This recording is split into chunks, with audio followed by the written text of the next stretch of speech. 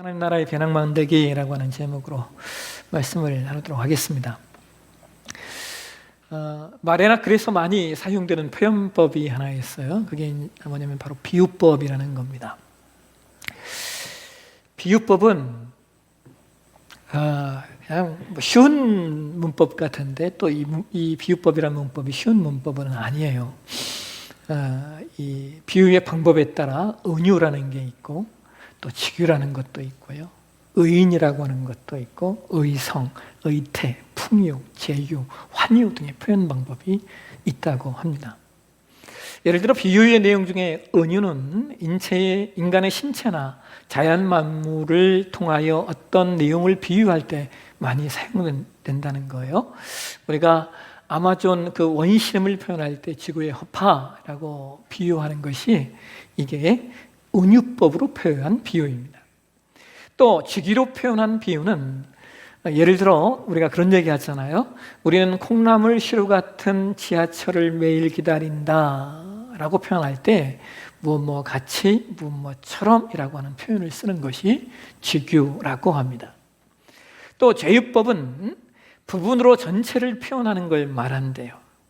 우리가 별 그러면 하늘에 있는 별을 의미하지만 또 이것을 어떤 때는 군대의 어떤 장성을 뜻할 때 별이라고도 말하지 않습니까? 이런 것이 제유법이라고 합니다. 이렇게 비유법은 언어의 표현에 있어서 다양한 수사력을 가지고 있는데 그래서 수사하게 탁월한 능력을 가지고 있는 분들이 이 비유법을 많이 사용한다고 합니다. 그런데 여러분, 비유법에는요 한 가지 약점이 하나 있어요. 그 약점이 뭐냐면 이것이 비유라는 사실을 알아들어야 하는데 종종 비유를 알아듣지 못하는 경우들이 있다는 거예요. 그것이 약점이 되기도 합니다. 우리가 예수님이 공생애를 하실 때 예수님이 남기셨던 말씀들을 읽어보면요 참 많은 내용이 비유의 내용인 것을 보게 돼요. 그래서 예수님의 비유법이라고 하는 책을 내신 분도 많이 있고 또 우리가 신약성경을 강의하다 보면 수많은 비유들을 해석하게 되는 경우들도 있습니다. 오늘 누가복음 12장 34절에 성경이 이런 얘기를 하잖아요. 너희 보물이 있는 곳에는 뭐도 있다? 너희 마음도 있다. 이것도 비유예요. 비유. 보물이 있는 곳에 마음이 있다라는 말씀은 가장 중요하고 가장 소중한 것에 우리의 마음이 거기 함께한다라는 표현입니다. 이와 유사한 비유의 말씀이 마태복음 13장 44절에도 기록이 되어 있어요. 한번 보실까요? 같이 한번 읽겠습니다. 천국은 마치 밭에 감추인 보화와 같으니 사람이 이를 발견한 후에 숨겨두고 기뻐하며 돌아가서 자기의 소유를 다 팔아 그 밭을 사느니라. 성경이 뭐라고 말해요? 천국은 보화와 같다라고 표현하고 있어요. 천국은 보화와 같다. 그렇기에 자기 소유를 팔아 그 밭을 산다라는 겁니다. 여러분, 오늘 본문의 말씀인 누가복음 12장 34절과 지금 방금 우리가 읽은 마태복음 13장 44절은 둘 다 보화에 관한 비유를 말씀하고 있습니다. 그런데요, 이 두 개의 말씀이 똑같이 보화라고 하는 내용을 가지고 비유하고 있지만 그럼에도 불구하고 이 말씀은 그 목적하는 바가 달라요. 마태복음 13장의 말씀의 보화는 천국을 이야기하는 거예요. 그래서 이것은 구원의 중요성과 구원의 우선순위에 관한 말씀이에요. 반면 오늘 본문 누가복음 12장 34절의 보화는 여기서의 보물은 구원에 관한 말씀이 아니라 삶의 태도와 삶의 우선순위에 관하여 말씀하고 있는 겁니다. 똑같이 보화를 말씀하고 있지만 어떤 말씀은 구원의 우선순위를 말하고 있다면 어떤 말씀은 삶의 태도, 삶의 우선순위를 말한다는 거예요. 그래서 오늘 우리가 공독한 누가복음 12장에서는요 똑같이 보화의 비유를 들고 있지만 오늘 사는 신자들이 신앙하면서 가져야 될 삶의 태도 그리고 삶의 우선순위에 관한 내용들을 알려주고 있는데요. 누가복음 10장에서는 그것을 특별히 버려야 할 것과 추구해야 할 것이라고 하는 내용으로 우리 가운데 알려주고 있습니다. 먼저 성경이 신자들이 삶의 태도에 있어서 버려야 될 것이 무엇인가에 대해서 누가복음 12장이 우리 가운데 알려주고 있는데요. 누가복음 12장 22절 말씀을 한번 보실까요? 같이 한번 읽도록 하겠습니다. 또 제자들에게 이르시되 그러므로 내가 너희에게 이르노니 너희 목숨을 위하여 무엇을 먹을까? 몸을 위하여 무엇을 입을까? 염려하지 말라. 예수님의 사람들이 하나님의 사람들이 삶을 살아가는 데 있어서 하지 말아야 할 것, 버려야 할 것이 있는데 그것이 바로 염려라고 말씀하고 계셔요. 염려가 우리가 버려야 될 내용이라는 것을.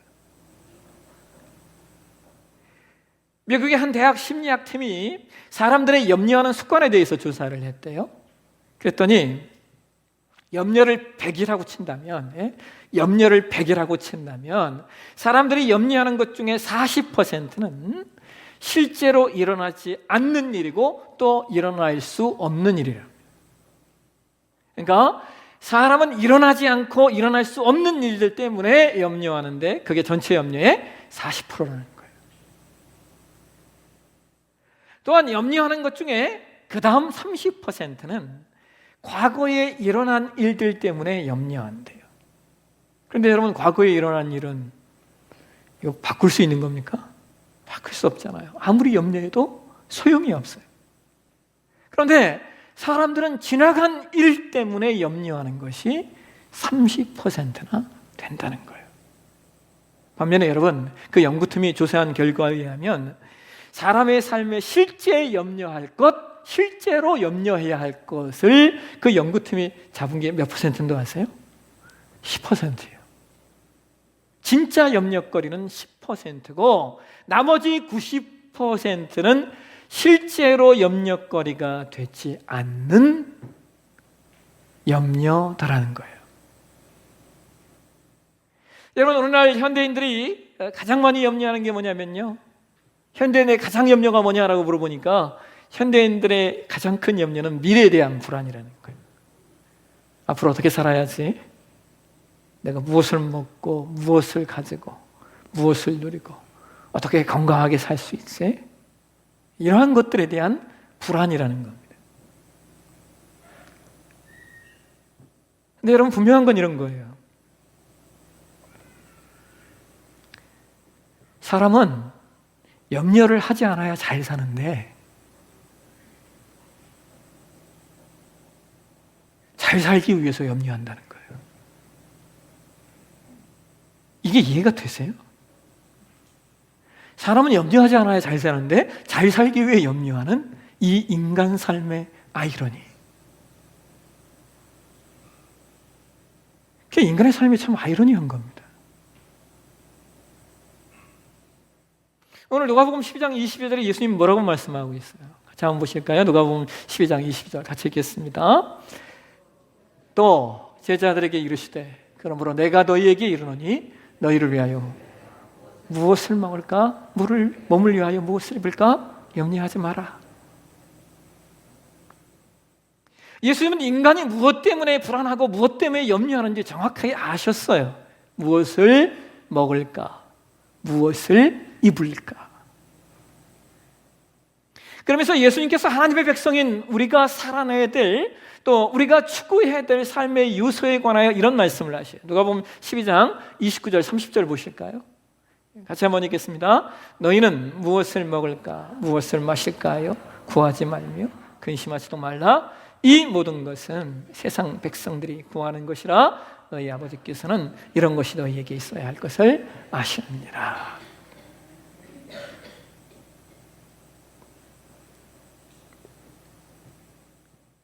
왜 우리가 무엇을 먹을까 무엇을 마실까 구하지 말아야 되는지, 근심하지 말아야 되는지 성경이 뭐라고 얘기해요? 이것들은 세상 백성들이 구하는 것이기 때문에 그렇대요. 그러면서 뭐라고 말해요? 너희 아버지께서는 이런 것이 너희에게 있어야 할 것을 아시느니라. 무슨 말이에요? 예수님은 우리의 필요가 무엇인지를 아시고 예수님이 그것을 우리에게 주실 것이기 때문에 근심하지 말고 염려하지 마라 말씀하시는 거예요. 예수님은 우리에게 필요한 것을 주시겠다 약속하시면서 우리가 세상 사람 같지 않게 살아가는 그 모습에 대하여 이러한 것을 요구하셔요. 누가복음 12장 31절을 보실까요? 같이 읽겠습니다. 다만 너희는 그의 나라를 구하라. 그리하면 이런 것들을 너희에게 더하시리라.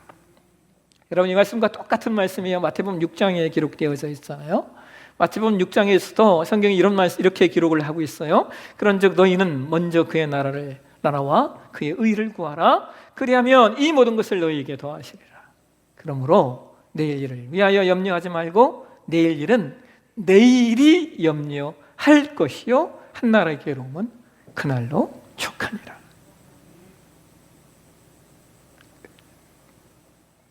여러분, 신자는요 세상 사람의 신자가 무엇이냐를 이야기하면요 우리가 뭐 여러 가지로 이야기할 수 있겠지만 신자가 무엇이냐에 가장 확실하고 가장 우리가 드러내놓고 말할 수 있는 내용은요 삶의 방식이 세상 사람과 다르다는 거예요. 다시 말씀드릴까요? 신자가 무엇이냐를 이야기할 때 신자는 삶의 방식이 세상 사람들과 다르다는 거예요. 세상 사람과 다른 삶의 내용을 예수님은 뭐라고 말씀하시고 계셔요? 자신을 위해 살지 않고 하나님의 나라와 그 의를 위하여 사는 사람들이다. 예수님 말씀하시는 거예요. 그렇기 때문에 예수님께서 내가 너희를 책임지겠다 말씀하시는 겁니다. 세상은 자기를 위해 사니까 자기 힘대로 살면 되고 신자는 자기를 위하여 살지 않고 하나님의 나라와 그의 의를 위하여 살아야 하기 때문에 예수님이 책임져 주신다는 거예요. 그러니까 염려하지 말라는 거예요. 그러면서 누가복음 12장을 우리가 잘 살펴보시면 예수께서 우리에게 현실의 삶 속에서 우리가 만들어가야 할 한 가지 행함에 관한 말씀을 또 하나 주고 계셔요. 그것을 예수님은 우리에게 만들라라고 말씀하셔요. 만들라. 이것이 우리가 추구해야 할 것들입니다. 우리가 무엇을 추구해야 하는가? 누가복음 12장 33절을 보실까요? 누가복음 12장 33절 같이 한번 읽겠습니다. 너희 소유를 팔아 구세하여 낡아지지 아니하는 배낭을 만들라. 곧 하늘에 둔 바 다음이 없는 보물이니 거기는 도둑도 가까이 하는 일이 없고 좀도 먹는 일이 없느니라. 예수님은 우리에게 너희가 버려야 될 것은 염려고 반면에 너희가 추구해야 할 것은 낡아지지 않는 배낭을 만드는 것이다 말씀하고 계셔요. 그런데 여러분, 그 배낭이 어디에 있어요? 하늘에 둔 배낭이래요. 이 배낭이 하늘에 있기 때문에 이 배낭은 도둑이 가져가서 잃어버릴 수도 없고 좀 먹는 일도 해하는 일도 없다는 거예요. 그런데 여러분, 이 말씀을요 공동번역 성경에서는 어떻게 번역을 하고 있는 줄 아세요? 아주 재밌게 번역을 해요. 헤어지지 않는 돈 지갑을 만들고 충나지 않는 재물창고를 만들라. 결국 이 말씀은 하나님 나라에 쌓아두는 배낭이 있고 하나님 나라에 돈 지갑이 있고 하나님 나라에 재물창고가 있다는 거예요. 여러분, 이 말씀이 이해되세요? 하나님 나라에 돈가방이 있을까요? 하나님 나라에 재물을 쌓아둘 창고가 있겠습니까? 만약 있다면 하나님이 그걸 가지고 뭘 하실까요? 하나님 나라에 돈가방이 있어서 그걸 가지고 하나님이 무슨 일을 하시겠냐는 거예요. 또 다른 면으로 생각하면 하나님이 그렇게 재물을 좋아하실까요? 여러분, 요즘에 세상 사람들이 우리 기독교를 욕할 때 하는 말이 있잖아요. 기독교는 돈을 너무 밝힌다고. 하나님이 정말 돈을 좋아하시는 분이십니까? 거꾸로 얘기해서 그러면 하나님은 돈이 없으실까요?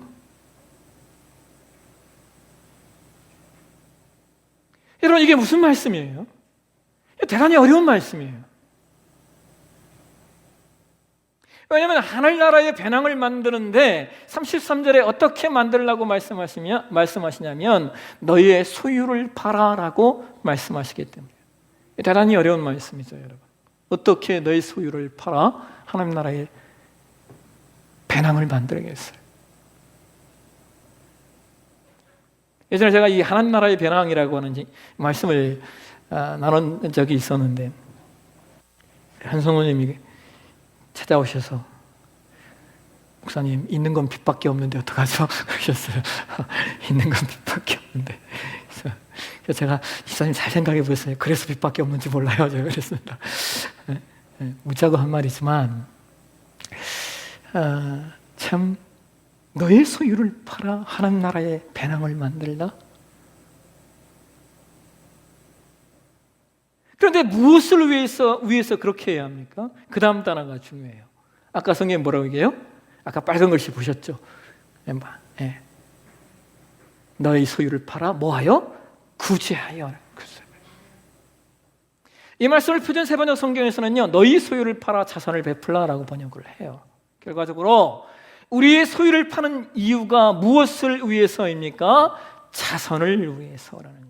그러면 그것이 무엇이 되는 거예요? 하나님 나라에서 낡아지지 않는 배낭이 된다는 거예요. 다음이 없는, 다 쓸 수 없는 보물이 된다는 거예요. 여러분, 신자는 하나님 나라의 배낭, 하나님 나라의 돈 지갑을 갖고 계셔야 돼요. 그리고 그것을 쌓아가셔야 됩니다. 여러분, 신앙생활의 중요한 원칙 가운데 하나가 뭐냐면요, 무엇을 심든지 심은 대로 거둔다라는 원칙이 있어요. 갈라디아서 6장 7절 한번 가실까요? 같이 한번 읽겠습니다. 스스로 속이지 말라. 하나님은 업신여김을 받지 아니하시나니 사람이 무엇으로 심든지 그대로 거두리라. 여러분, 심은 대로 거두는 것이 하나님 나라의 원칙이에요. 이거 무슨 제가 기복신앙을 말하냐고요? 그렇지 않아요. 여러분, 기복신앙은요, 심지 않고 거두려고 하는 게 기복신앙이고 조금 심고 많이 거두려고 하는 게 기복신앙이에요. 더 나아가서 여기서 말하는 심는 것이라고 하는 것은요, 물질과 더불어서 삶의 태도와 나의 인격과 나의 섬김과 나의 헌신들을 포함하는 거예요. 더 나아가서 이 말씀은 잘 심는 것과 잘못 심는 것을 포함하는 말씀이에요. 즉, 물질을 심지 않으면 물질을 거둘 수 없고, 인격을 심지 않으면 인격을 거둘 수 없고, 땀 흘려 수고하는 수고를 심지 않으면 수고한 것의 열매를 거둘 수 없다는 거예요. 반면에 악한 것을 심으면 악한 것으로 거두게 되는 겁니다.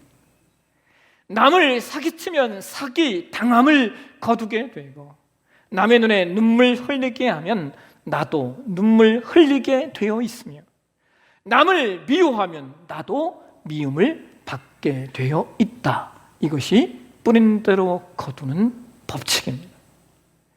여러분, 심은 대로 거두는 원칙을 가지고 하나님 나라의 배낭을 만들어 가십시오. 그리고 그 하나님 나라의 보물에 저와 여러분의 마음을 두셔야 됩니다. 그래야면 심은 대로 거두게 하시는 하나님의 법칙이 저와 여러분의 삶 가운데 열매 맺을 것입니다.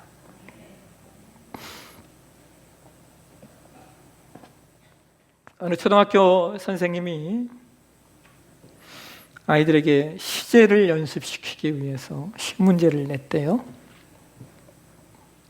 과거 시제, 현재 시제, 미래 시제를 연습시키기 위해서 시제에 대한 문제를 냈는데요. 선생님이 낸 시제가 이거였대요. 나는 준다의 미래형은 무엇인가? 나는 준다의 미래형은 무엇인가? 미래형. 뭐예요? 어떤 학생이 이렇게 답을 제출했답니다. 나는 준다의 미래형은 나는 받는다이다. 예.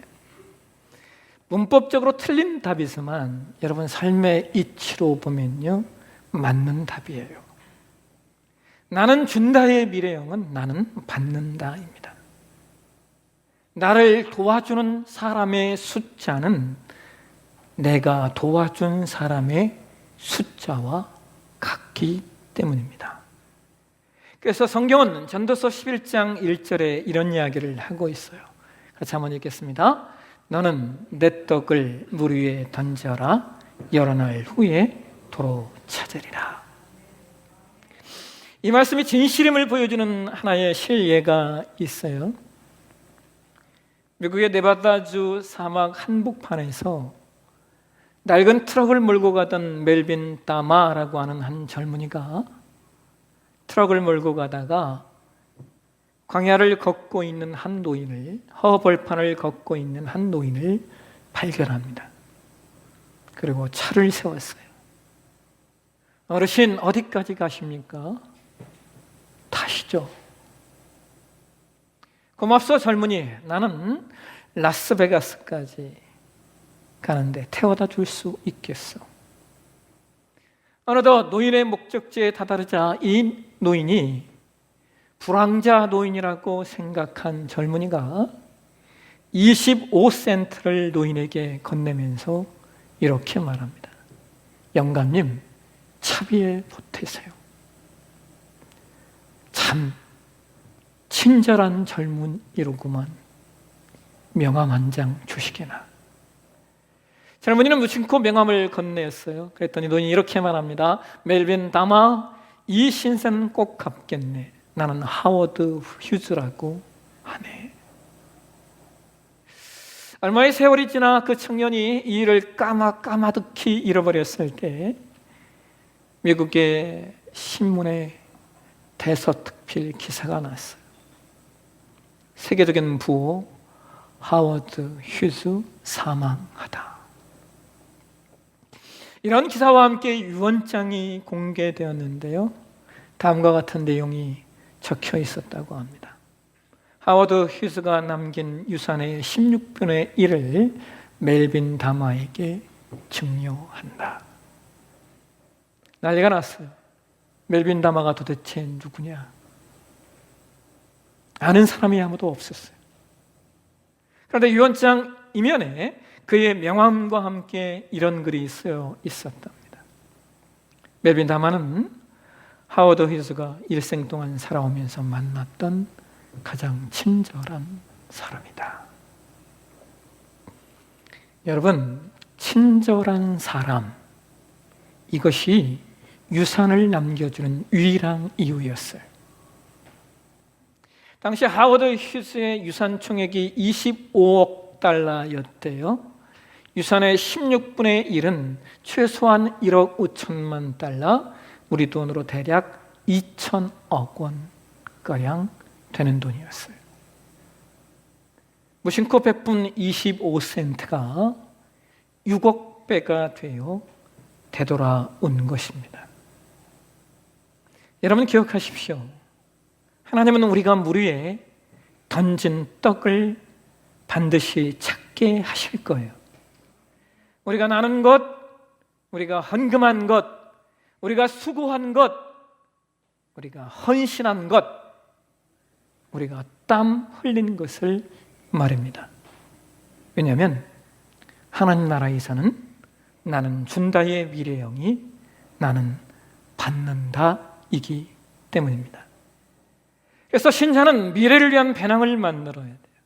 지금 눈앞에 보이고 단순히 눈앞에 보이고 지금 당장의 이익에 연연하지 않는 그 하나님 나라의 배낭 말입니다. 그 배낭은 썩지도 않고 좀도 먹지 않고 누군가 빼앗아 갈 수 없는 보물이 담겨진 배낭입니다. 그 보물이 바로 하나님이십니다.